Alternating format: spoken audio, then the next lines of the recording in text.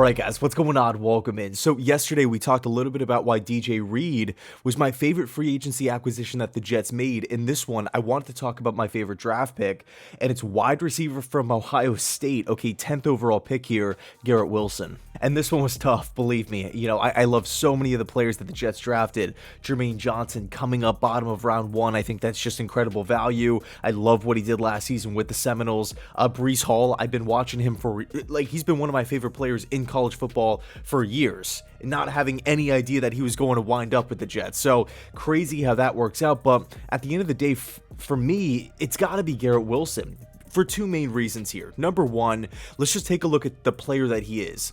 6 foot, 195 pounds. This guy could just hurt a defense in so many different ways. Let's line him up on the outside. He could beat you over the top, right? Beating safeties, beating that outside corner in the deep parts of the field. He has the potential to do that. He could win one-on-one on the boundary. Interestingly enough, he is only 6 feet tall, but his vertical jump is crazy. He does win quite a few 50-50 balls. And I also think his grip strength, right? His strong hands have a lot to do with that. You know, if the throw's a little erratic, he can one-hand it no problem. Like, his grip is just crushing.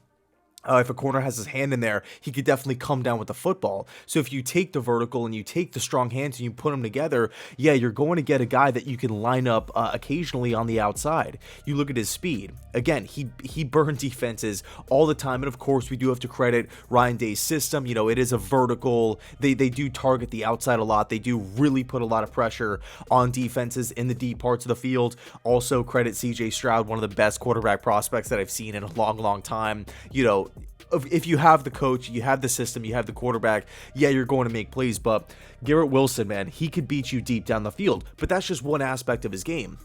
Let's look at the inside. As a slot guy, underneath route, mesh routes, crossing patterns, things of that nature. I mean, man, just Wilson just literally taking a drop, like 1 or 2 step drop back, and just quickly flicking him the football and watching him work underneath. That is crazy. Think about Elijah Moore and Garrett Wilson running a mesh route underneath. If you're a defense, if you're a safety, if you're a linebacker, who do you stop there? Who do you go after? It's pretty much just a guess. If either one of those guys have the football in their hands, they could be lethal. You know, but going back to Garrett Wilson here, the separation is huge, both in route running and in yards after the catch. I feel like when you go back and you watch him at Ohio State, whenever a corner, whenever a defensive back, whoever, a defensive player was closing in on Garrett Wilson, he just had this extra gear, and defenders just never were able to hawk him down. He didn't have like a crazy pull-away speed like a Deshaun Jackson or anything like that. I'm not saying Garrett Wilson is going to be, you know, coming in setting world records for speed, but he does have sneaky acceleration, right? Where he kicks it in a high gear, and guys just cannot catch up to him. You're always just one step behind, and I think that's really, really big in an offensive scheme like this, where it is focused on the short passing game. It is focused on wide receivers being able to, you know, be in a certain place at a certain time, and Zach Wilson has to deliver an accurate football right there.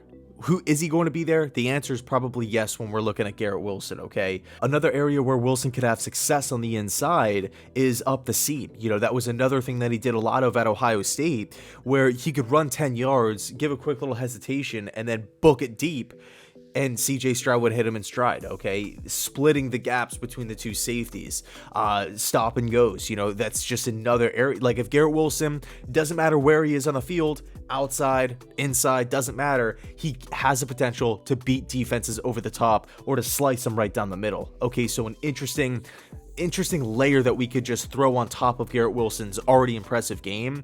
Sending him on end arounds, I feel like, will also be in play as well. Another key feature of the Kyle Shanahan offense. We've seen Deebo Samuel do it a lot, but putting him in pre-snap motion, lining him up all over the place, throwing him a screen and watching him, you know, take it 30-40 yards, I think it's going to be huge. Okay, so that's just one aspect on why I love the Garrett Wilson pick so much. It's just because of how good of a football player he is. You know, think about a defensive coordinator out there trying to slow down Garrett.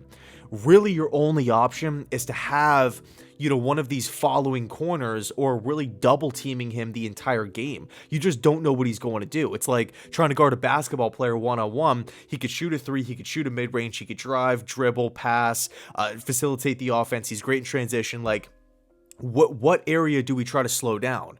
If defenses want to take away the deep parts of the field, awesome, but now you have to worry about them underneath. If they want to maybe play that strong safety up closer to the line of scrimmage to neutralize stuff over the middle of the field, you could still put him up, line him up one-on-one on the outside, and hope he wins off press coverage, something like that, and you could literally throw the football up to him. And I know it sounds crazy, it sounds ludicrous because he is only 6 feet tall, and I do think he won't have as much success as he did in college with those jump balls, but it's still an underrated part of his game nonetheless. Okay, so that's just one aspect. The second aspect, we got a quarterback, ironically enough, his name is last name is Wilson too, going into year 2.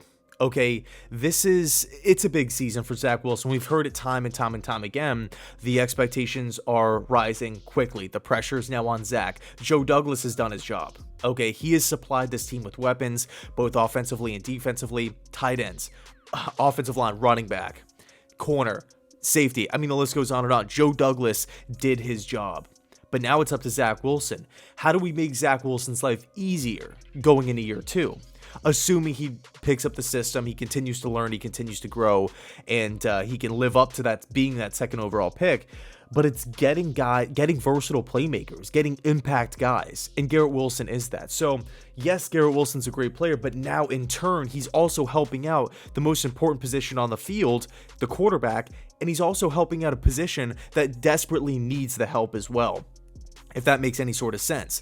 Another positive to bring up, think about Corey Davis coming back from a season-ending injury, Elijah Moore going into year 2, Braxton Berrios re-signing on a multi-year deal, the new tight ends, Breece Hall, Michael Carter out of the backfield, swing passes, slip screens, plays of that nature.